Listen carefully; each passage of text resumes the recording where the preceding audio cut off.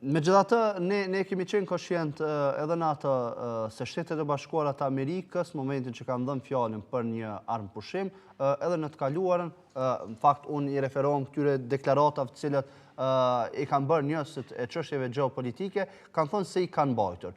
Sa do të jetë e vështirë me Iranin, marr parasysh veprimet e tyre, të cilat bien kundërshtim me marrëveshjen ose me ato 10 pika të cilat disi edhe u konkretizuan dhe u duk sikur po krijoi hapësira për diplomaci më të shëndetshme nga atë se çfarë ishim mësuar ta shenim pothuajse për më shumë se një muaj.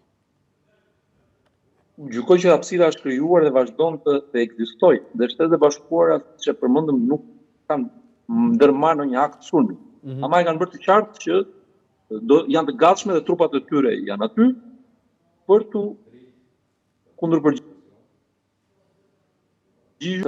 për shkallëzimin. Po për momentin janë duke tentuar që të minimizojnë pasojat e një përshkallëzimi të mundshëm dhe siç ju e përmendët, i kanë qëndruar marrëveshjeve dhe besoj të edhe në këtë radhë do të qëndrojnë, por akoma nuk kemi marrëveshje, jemi në fazat paraprake për arritjen e marrëveshjes. Pra, janë to fazat e bashkëbisedimit me ndërmjetës, me kanale indirekte apo dhe direkte, të cilat mund të çojnë te paqja, por mund të ketë dhe skenar të tjerë, mund të ketë dhe përshkallëzim. Tani, duke pasur parasysh dhe çfarë ndodh dhe në dy vendet përkatëse, në situatën e brendshme po flas këtu, besoj se iranianët nuk janë më, ose regjimi po flas këtu, nuk janë më aq të fortë, ishin shumë të dobët edhe para fillimit të luftës, se nuk ishte ai Irani që ka qenë para disa viteve.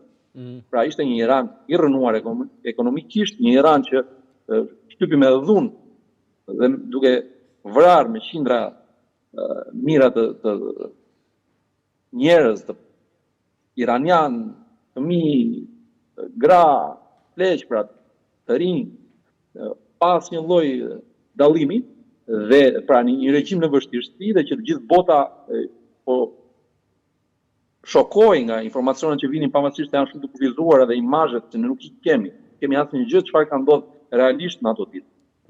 Sepse ka një kontroll nga ana e regjimit, pra nuk funksionon edhe tani interneti brenda vendit dhe kështu me radhë. Pra, kjo situatë dhe ky dobësim i regjimit nga pikpamja ekonomike dhe dobësimi dhe i aleatëve të Iranit në rajon shoj në të përballje dhe është një pasojë e dekadave të tëra, të cilat pra nëse në 20 vitet e mëparshme po flasim, 2 dekadë e mëparshme, amerikanët nuk donin, nuk kanë dashur, pra presidenti amerikan nuk e kanë marrë vendimin për të shkuar në luftë me Iranin.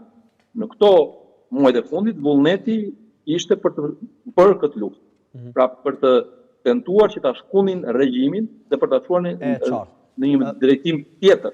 Pra për ta ripar pozicionin e tij brenda vendit, po dhe në rajon. Ndërkohë dhe në Shtetet e Bashkuara, pozita e presidentit Trump në pragët e zgjedhjeve të mes mandatit nuk është më e mira.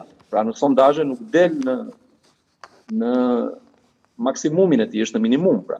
Të gjitha këto situata dhe ka dhe kritika brenda vendit. Të gjitha këto situata apo ekonomia, vështirësitë ekonomike që kanë dhe rritjet e çmimeve kanë prekur edhe amerikanët, pra vështirësitë në jetën e përditshme.